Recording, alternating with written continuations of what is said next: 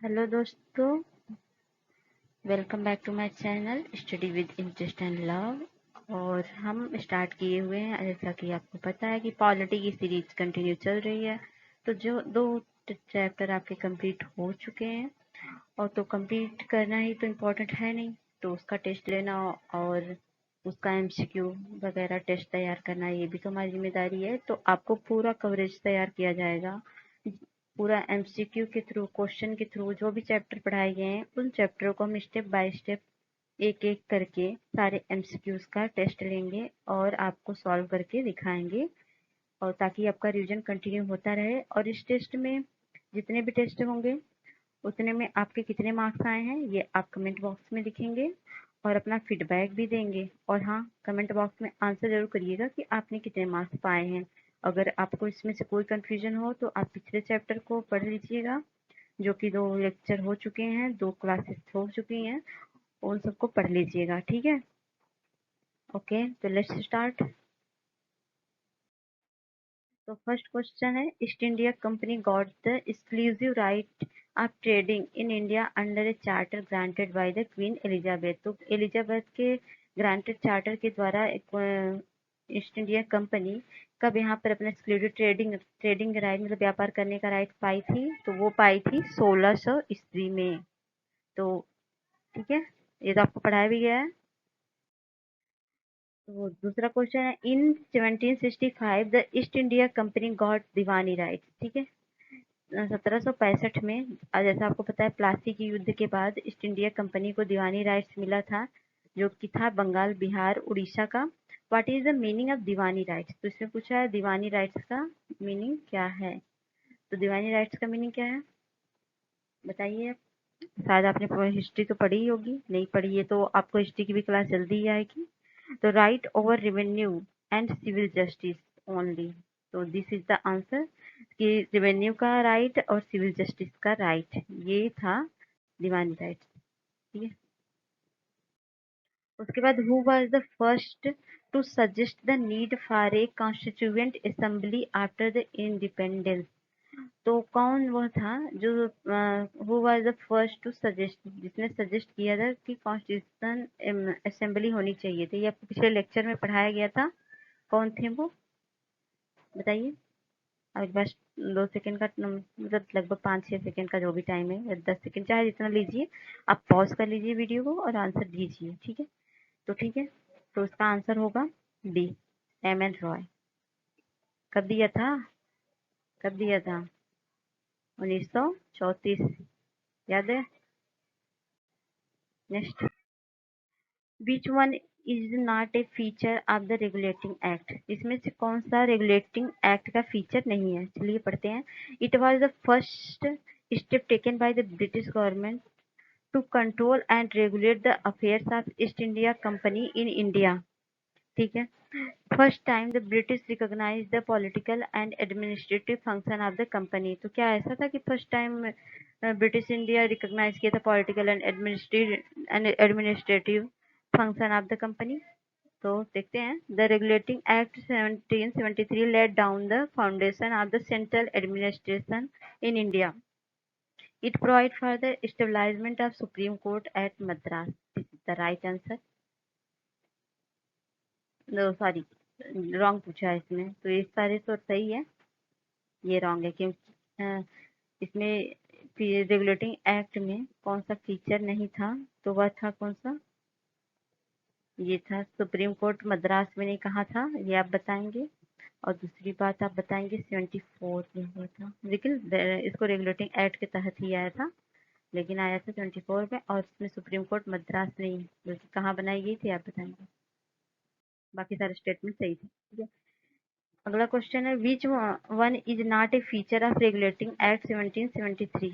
ठीक है, इसमें से पूछा है कौन सा नहीं है? तो इसमें नॉट पूछा है, फीचर ऑफ नॉट। ठीक है, board of control to manage the political affair was stabilised. Okay, stabilised board of control to manage, board of control कब आया था? Court of directors was created to report the revenue, civil and military affairs in India. Right, यही है आपका wrong. ठीक है, पहले बता दे रही हूँ आपको, यही रॉन्ग है। और बाकी board of control to manage the political affair was stabilise, नहीं ये नहीं किया गया था। क्या किया गया था, ये आपको पढ़ाया गया है और ये भी सही है। It designated the governors of Bengal as the governor general of Bengal. ये इंपॉर्टेंट फैक्ट है कि बंगाल के गवर्नर जनरल को design to governor of Bengal, governor of Bengal को क्या बनाया गया, गवर्नर जनरल ऑफ बंगाल। ठीक है, GGB बनाया गया, GB से GGB, एक जी और लग गया था इसमें। and governance of Bombay and Madras subordinate to the Governor General of Bengal. It prohibited the servants of the company from engaging in any private trade excepting present from native. सही है। इसके बाद which of the following action is also called the act of settlement। ठीक है, act of settlement किसको कहते हैं, very simple, regulating act को नहीं कहते हैं। और ये होगा आपका अमेंडिंग एक्ट 1781 को क्या कहते हैं, एक्ट ऑफ सेटलमेंट। ठीक है, पिट्स इंडिया एक्ट 1784 को।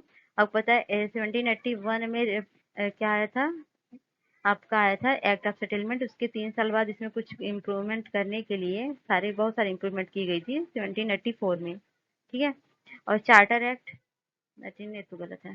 तो एक्ट ऑफ सेटलमेंट क्या है, 1781 का, very important. Which one of the following is not a feature of the Pitt India Act of 1784? तो इसमें से कौन सा फीचर नहीं है 1784 का, तो इसका हम देखते हैं। तो it designated distinguished between the commercial and political functions of the company। हाँ, इसने कंपनी के कॉमर्शियल और पॉलिटिकल फंक्शन को अलग किया, सही बात है। और क्या किया इसने a new body, board of the control was stabilised to manage the political affair, ये भी सही है। It empower the board of control to supervise and direct all operations of the civil and military government to revenue of the British possession in India, ये भी सही है। It established a system of double government, yeah, right। Double government system था, इसमें British भी शासन कर रही थी और यहाँ जो अंग्रेज अपनी जो यहाँ पर कुछ शासन थे वो तो अलग थे ही थे। First time it recognise the political and administrative function of the company, नहीं नहीं ऐसा कुछ नहीं है, फर्स्ट टाइम नहीं किया गया था। ये सही है, बाकी ये सब गलत, मतलब ये गलत है और बाकी सब सही है। और पूछा क्या है इसमें, नॉट पूछा गया। हाँ, तो शुरू करते हैं। Which of the following are important facts about British India act, तो कौन सा है फैक्ट। तो the first time the company territories in India were called the British possession in India, right? Under this act, British governance was given supreme control, very important, company affair and administration in India। Company के affair में and administration में first time क्या किया गया था, under this act British government was controlled, this is right, both right. It was the first step towards decentralisation, नहीं, decentralisation कब हुआ था ये आपको बताया गया था, सेंट्रलाइजेशन डिसेंट्रलाइजेशन कब हुआ था। और ये है आपका दोनों सही, ये है गलत। Which act was considered the final step toward the centralization in India? लीजिए, क्वेश्चन भी आ गया इसलिए मैंने नहीं बताया था आपको, क्योंकि आंसर तो यहीं पर आ गया। तो सेंट्रलाइजेशन कब हुआ था, विच एक्ट वाज, तो ये रेगुलेटिंग एक्ट में सेंट्रलाइजेशन की बात नहीं थी, इसमें भी नहीं थी, ये रहा आपका 1733 का charter act, okay. Which of the following is not a feature of the charter act of 1833? It made the governor general of Bengal the governor general of India, क्या ऐसी बात हुई थी। इसमें नॉट पूछा है, ध्यान दीजिएगा। तो suppose this is right. Next question, Lord William Bentinck was the first governor general of India. देखिए, ये सारे पॉइंट आपको जो मिल रहे हैं ना, इसको आप नोट कर लीजिए, क्योंकि मैंने शायद हिंदी में पढ़ाया था ये सारे चैप्टर, लेकिन अब आपको इंग्लिश मिल रहा है, तो please note down this, okay. The act of deprivate the legislative power of Bombay, Bengal and Madras, सही बात है, ये भी सही था, ये तो आपको पढ़ाया गया है। और अगला है exclusive legislative power of British India were given to the governor general of India. नहीं, एक्सक्लूसिव लेजिस्लेटिव पावर नहीं दिया गया था, तो ये ही गलत है, मतलब पूछने के हिसाब से तो ये सही है। ओके, बाकी सब गलत है। ये तीनों पॉइंट आप रिमेम्बर करिएगा और इसको भी ध्यान रखिएगा, ये नहीं था। और कंसीडर द फॉलोइंग स्टेटमेंट, तो देखते हैं स्टेटमेंट दिया गया, इस सारे स्टेटमेंट को आप पढ़िए और आंसर करिए। देखिए कौन कौन से स्टेटमेंट सही है। Law made under this act was called as act. Law made under this act was called as Act. It ended the commercial activity of East India Company and the company became a purely administrative body. The company territories in India were called it in trust of His Majesty, his here and success. Introduced system of the open competition of the selection of civil service, and Indians should not be debarred from holding any post in company. Okay, तो इसमें पूछा गया कौन कौन सा सही था। ये 1833 की बात हो रही थी, तो आपको पता ही होगा 1833 में सारी चीजें हुई थी। अगर आपने वो नहीं पता, थोड़ा पीछे करके देख लीजिए। Which of the following was the first governor general of Bengal. तो फर्स्ट, हाँ शायद मैंने बताया होगा या नहीं बताया मुझे याद नहीं है, लेकिन हाँ वेरी इंपॉर्टेंट क्वेश्चन और कई टाइम तो ये पूछा भी गया है। ओके, तो which of the following was the first governor general of Bengal. कौन थे, कौन थे जी, वो थे वायरन हेस्टिंग। और ठीक है, which of the following was the first governor general of India. देखिए first governor general of Bengal कौन थे, वायरन हेस्टिंग। और first governor general of India कौन थे, कौन थे, विलियम पेन। ये दोनों बहुत इंपॉर्टेंट है। Bengal, governor general of Bengal कौन थे और गवर्नर जनरल ऑफ इंडिया कौन थे, इंडिया बेंटिक। और बंगाल कौन थे, Hasting, BHIB। Okay, which of the following was the last governor general of India. कब बना था, कब कब कब कब क्या बना था। अच्छा इसमें पूछा है, इसमें से पूछा है, sorry. Which of the following was the last governor general of India. तो last governor general of India कौन थे, लॉर्ड कैनिंग। इसमें से गवर्नर जनरल ऑफ इंडिया इसलिए पूछा गया क्योंकि इसके बाद वायसराय की वायसराय बोला जाने लगा, तो इसलिए। विच of the following was the first viceroy of India. तो फर्स्ट वायसराय ऑफ इंडिया कौन थे, लॉर्ड कैनिंग, क्योंकि उसी टाइम गवर्नर जनरल ये था, तो इनको खत्म करके गवर्नर जनरल की पदवी वायसराय की बना दी गई, और ये उस टाइम ही थे, तो इनको ही लॉर्ड कैनिंग को वायसराय भी बोला गया। वेरी इंपॉर्टेंट, ये जो छोटे छोटे क्वेश्चन है बहुत इंपॉर्टेंट है, आप देखिएगा प्रीवियस ईयर क्वेश्चन खा के, जो बुक चैप्टर पढ़ाया गया ना उसी से सारे क्वेश्चन है। ओके, ठीक है। तो which of the following activities for the first time the legislative and executive function of the governor general council were separated out। governor general council were separated out। executive legislative और executive function को governor general of council से कब separate किया गया था, तो ये किया गया था आपका चार्टर एक्ट 1853 में। ठीक है, तो which of the following is not the feature of the charter act 1853। तो इसमें से कौन सा चार्टर एक्ट 1853 का फीचर नहीं है, तो देखते हैं कौन सा फीचर नहीं है। It introduced an open competition system of selection and recruitment of the civil service. आपको बताया था मैंने 1853 से ही ICS मीन्स जो आज का सिविल सर्विस एग्जाम है IAS का, वो स्टार्ट हुआ था। इट एक्सटेंडेड द स्टार्ट नहीं, मतलब इसमें इंडियन को भी राइट्स मिले थे कुछ। It extend the company rule but did not specify any particular time.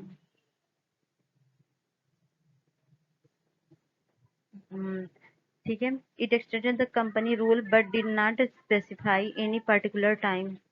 ठीक है, और it introduce first time local representation in the India central legislative council। It abolished the commercial body, the court of director of the company। नहीं, it abolished the commercial body of the court of director of the company, ये नहीं, ये इसमें नहीं किया गया था। Court of director of the company कब किया गया था आप बताएंगे। ये है आपका गलत आंसर। बाकी ये तीनों सही हैं, आप इसको नोट डाउन कर लीजिएगा, मतलब एमसीक्यू से भी यहाँ नोट करिए ये, क्योंकि ये भी तो इम्पोर्टेंट है। ठीक है। The Macaulay committee was the appointed in 1854 and it is related to the Macaulay committee किस लिए बनी थी बताइए, बहुत इंपॉर्टेंट है। मैकाले कमेटी का किसके लिए बनी थी? तो ये जो आपका फेवरेट एग्जाम है ना, ये किसके लिए बनी थी? ठीक है, okay. Which of the following is not feature of the government of India act 1858? इसमें से कौन सा गवर्नमेंट इंडिया एक्ट 1858 का फीचर नहीं है?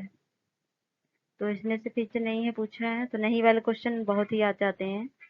It changed the designation of Governor General of India to viceroy of India. ये आपको बताया ना मैंने कुछ देर पहले कि गवर्नर जनरल को वायसराय कहा जाने लगा 1858 से। It abolished the board of control and court of director ended the double government. ठीक है, डबल गवर्नमेंट का इंड हो गया था 1858 में, क्योंकि 1858 से ही हमारे मतलब यहाँ पर क्राउन शासन शुरू हो गया था, मतलब सारी कमांड किसने ले ली थी? विक्टोरिया जी ने। ठीक है। It stabilise the secretary of state with 25 member of council, ये भी सही है, तो इसमें कोई गलत नहीं है, तो ये होगा डी। 20वां क्वेश्चन है, which of the following act made the first attempt to the associate Indian with the law making process? तो which of the following act made the first attempts to associate Indian with the law making process? तो कब हुआ था first time? ये हुआ था आपका ये द इंडियन काउंसिल एक्ट 1861 में। ठीक है। Which of the following act initiated the process of decentralization by the restoring the legislative power to the Bombay, Madras and क्या है प्रेसिडेंसीज? तो प्रेसिडेंसीज में कौन कौन से which of the following initiated the process of decentralisation का process कब start हुआ था? एक वो सेंट्रलाइजेशन हुआ था 1833 में, 1833 में, और डिसेंट्रलाइजेशन कब स्टार्ट हुआ था? ये हुआ था आपका ये हुआ था 1861 में। 1861 में डिसेंट्रलाइजेशन हुआ था, तो धीरे धीरे सेंट्रलाइजेशन की तरफ हुआ था, और वो हो गया था 1833 तक centralise. Okay. Which are the following year Lord Canning stabilise the portfolio system? तो which are the following year Canning was stabilise portfolio की स्थापना कब किया था? कैनिंग ने किया था 1859 में।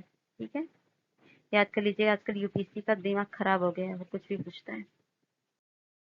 विच are the following act empowered the viceroy to issues ordinance? तो वह कौन सा एक्ट था जिसके द्वारा वायसराय को ऑर्डिनेंस इशू करने की पावर दी गई थी? तो वो था the government of India act 1858, the Indian council act 1861, the Indian council act 1892, the Indian council act 1909। तो ये है आपका ए।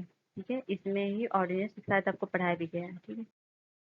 Which of the following act empower the discussion of the budget in the legislative assembly? तो discussion budget पे discussion करने की कब power मिली थी? ये मिली थी, कब मिली थी? ये मिली थी आपको 1892 में। ये मैंने बहुत अच्छे से पढ़ाया, आपको नहीं पढ़ाया तो आप जाइए पहले चैप्टर को पढ़िए। Okay.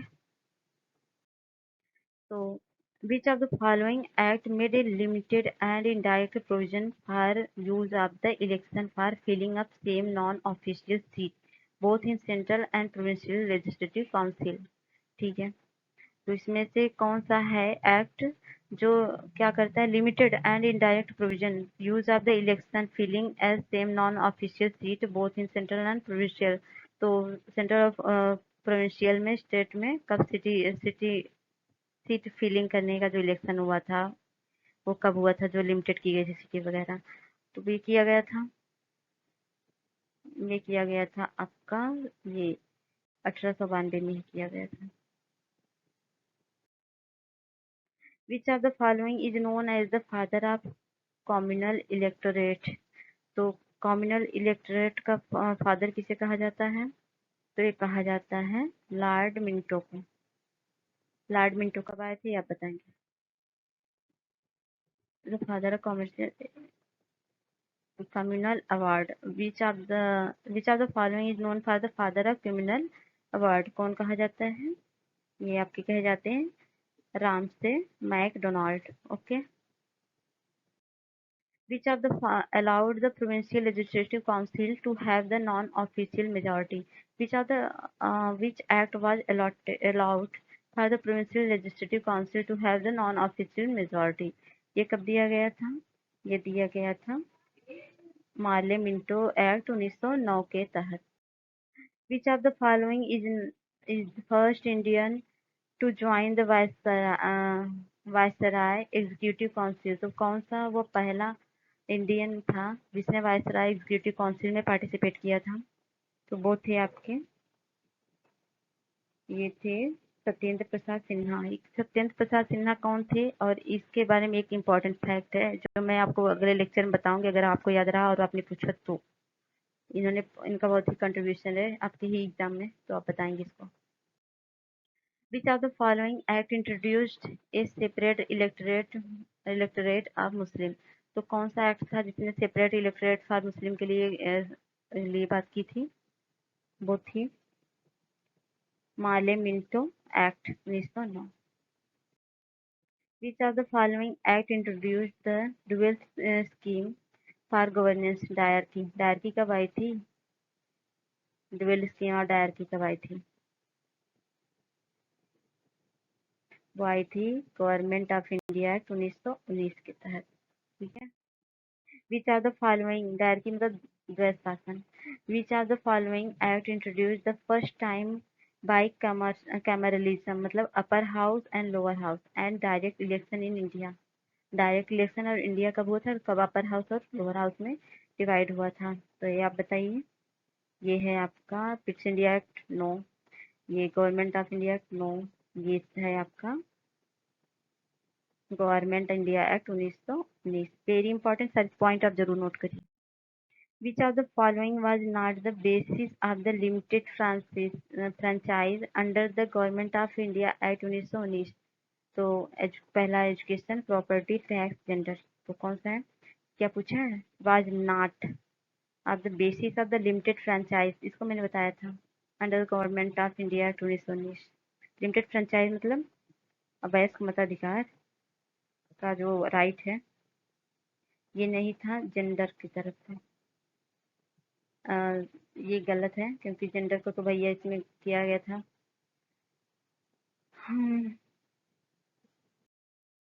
New office high commissioner for India in London was created by which act? तो new office high commissioner for India in London was created by which act? तो इसमें कौन से एक्ट में क्रिएटेड किया गया था? वो किया गया था गवर्नमेंट ऑफ इंडिया एक्ट 1919 के तहत। Which act provided the establishment of a public service commission in India?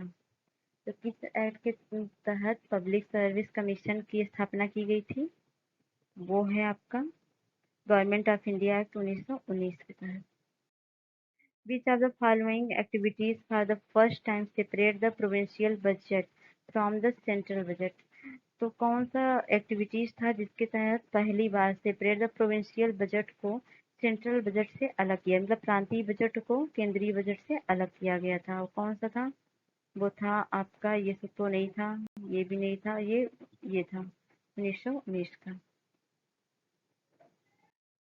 Which of the following is also known as the statutory commission? तो इसमें से कौन सा स्टैचुटरी कमीशन था, मतलब के रूप में भी जाना जाता है? तो ये है आपका मैकाले कमेटी नहीं, वुड कमेटी नहीं, Simon committee, Simon commission. How many member were in Simon commission? तो साइमन कमीशन कब आया था, ये आप बताएंगे मुझे कब आया था? और इसमें कितने मेंबर थे मैं आपको बता रही हूँ, शायद मैंने पढ़ाया भी है और आपको तो वैसे याद रहता ही है। और वैसे भी आप लोग पार्टिसिपेट कौन सा करते हैं, ना आंसर देना होता है ना कुछ करना होता है। ठीक है, 7 मेंबर थे, ये पढ़ाया था मैंने।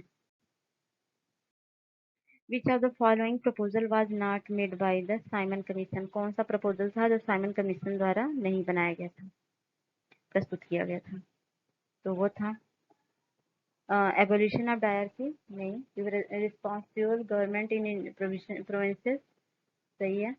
Dis- क्या है? Discontinuation of the communal electorate, नहीं, इसका डिसकंटिन्यूएशन नहीं किया गया था। तो यही सही है आपका, बाकी सब गलत।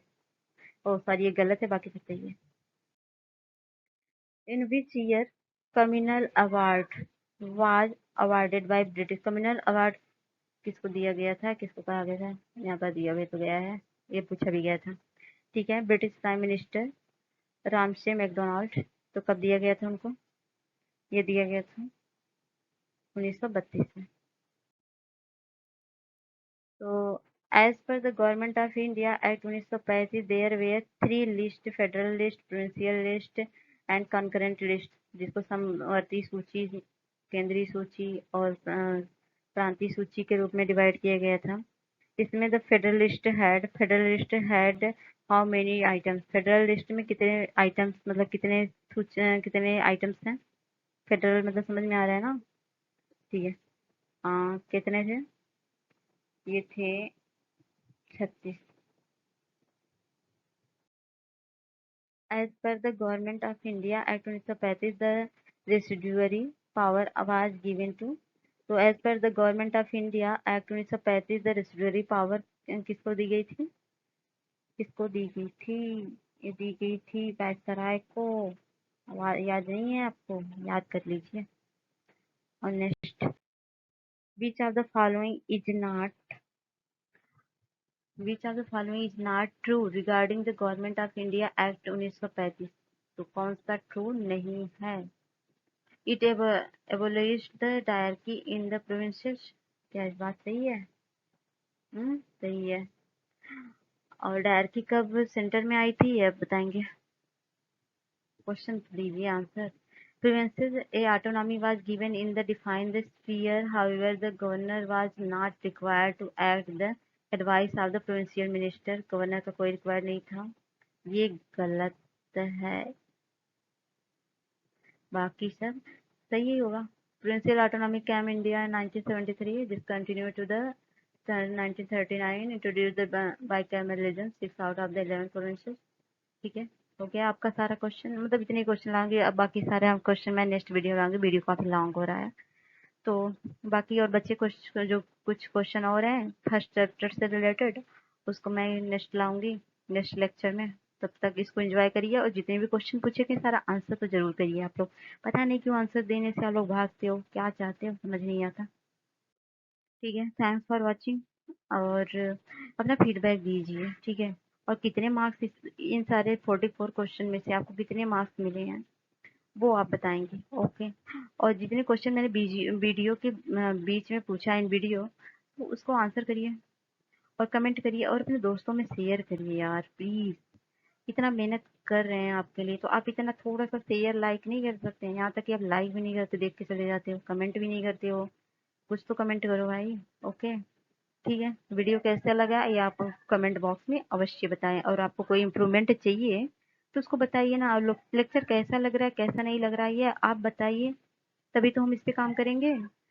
आई होप आप हमारी हेल्प करेंगे। और ये लेक्चर फ्री प्रोवाइड कर रहे हैं आपको, तो थोड़ा फ्री का मजा लीजिए और क्वेश्चन सॉल्व करिए। क्वेश्चन कोई करवाता नहीं है, मैंने सारे क्वेश्चन भी करवाए हैं आपको, एक एक क्वेश्चन खुद से बनाया है और पूरे पॉलिटी के चैप्टर को कंप्लीट कराए हैं। ठीक है, तो फर्स्ट चैप्टर चल रहा है आपका, एक मतलब फर्स्ट चैप्टर तो कंप्लीट ही हो गया है, ये एमसीक्यू चल रहा है।